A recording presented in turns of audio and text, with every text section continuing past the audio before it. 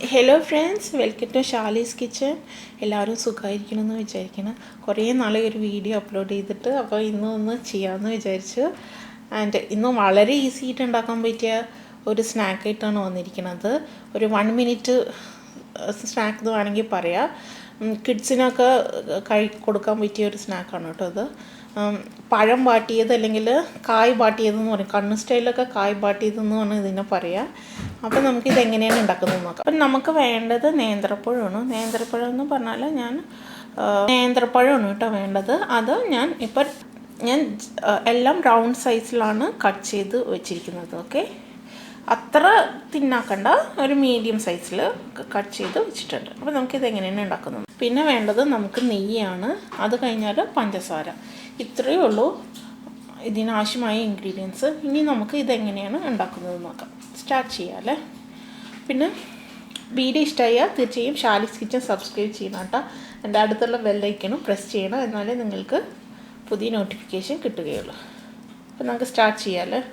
ആദ്യം തന്നെ നമുക്കൊരു ഫ്രൈയിങ് പാൻ ചൂടാക്കാൻ വെക്കാം. ചൂടായതിന് ശേഷം നമുക്കിതിലേക്ക് നെയ്യ് ഒഴിച്ചു കൊടുക്കാം കേട്ടോ. അപ്പോൾ നെയ്യ് നിങ്ങൾക്ക് പഴം ഫ്രൈ ചെയ്യാൻ ആവശ്യമുള്ള അത്രയും ഒഴിച്ചു കൊടുക്കാം കേട്ടോ. ഞാനിപ്പോൾ 2-3 സ്പൂൺ. ഇപ്പോൾ നെയ്യ് മെൽറ്റായിട്ടുണ്ട്. നമുക്കിതിലേക്ക്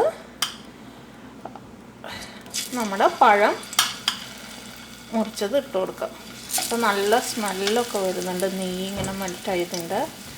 വളരെ ഈസി ആയിട്ട് ഉണ്ടാക്കാൻ പറ്റിയൊരു സ്നാക്കാണ് കേട്ടോ അത്.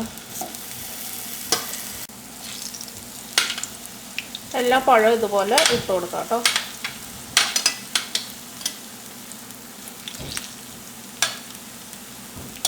ഞാനിതിപ്പോൾ ഡീപ്പ് ഫ്രൈ ചെയ്യണില്ല, നെയ്യിൽ ജസ്റ്റ് 2 സൈഡും മൊരിച്ചെടുക്കണം കേട്ടോ ചെയ്യണത്.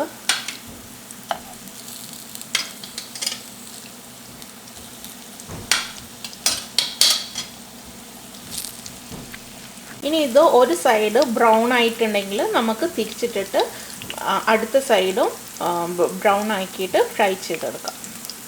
വളരെ ഈസിയാണ്, നല്ല ടേസ്റ്റാണ്.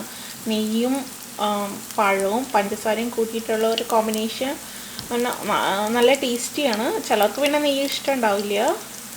ഒരു സൈഡ് ബ്രൗൺ ആയി വന്നിട്ടുണ്ടെങ്കിൽ നമുക്ക് തിരിച്ചിട്ടിട്ട് ബാക്കിയുള്ളത് ഇതിപ്പോൾ ഇത് നമുക്ക് മറിച്ചിട്ട് കൊടുക്കുക.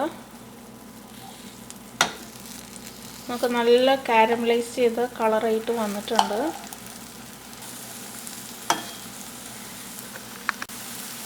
നമുക്ക് എല്ലാ പഴവും ഇങ്ങനെ മറിച്ചിട്ട് കൊടുക്കാം കേട്ടോ.